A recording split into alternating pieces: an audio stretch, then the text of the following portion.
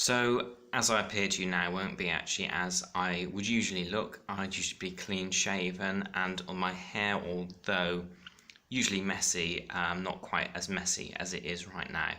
And my work recently has been a bit of manual stuff, but what some of you might not know is that I book the guest speakers for a venue in Cheltenham called the Isbourne.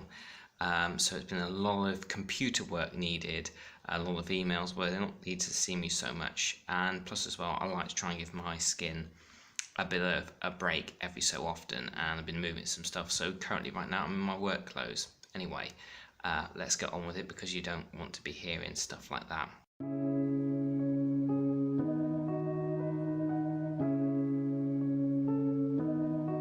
I said I'll share a little bit about my journey as well. I have been really working on my goals, where I want to be this time next year, and hopefully, putting this into practice, as we're both putting things into practice right now, we should hopefully be in that situation and so much more further forward than we are where we are right now. So this is one of the things which I've taught in my workshops and really does help me. Now, I was a terrible procrastinator, and I have to watch myself still now because I can find myself going down that road, which you might not be thinking, oh, that's not the best thing to hear, but I want to be real, I want to be honest. And this is one of the things that I do to help stop myself from procrastinating. When I do it during my workshop, and I also credit as well, it's from the Nightingale Conant program called Conquering Procrastination. And in that, you have to write down 5 years from now where you are, as if nothing's happened. So you put the year is, and whenever you're watching this, put the year 5 years from now. Nothing much has changed. I'm still working on whatever it is. I'm still facing the same issues. If only I had writing down what you should have done, then I would have reached my goals, my outcomes, whatever you want to call it. It's also somebody that I was reading, listening to in an audio program, used to call it yesterday's roadmap. So you project yourself forward as if you haven't achieved the goals that you want.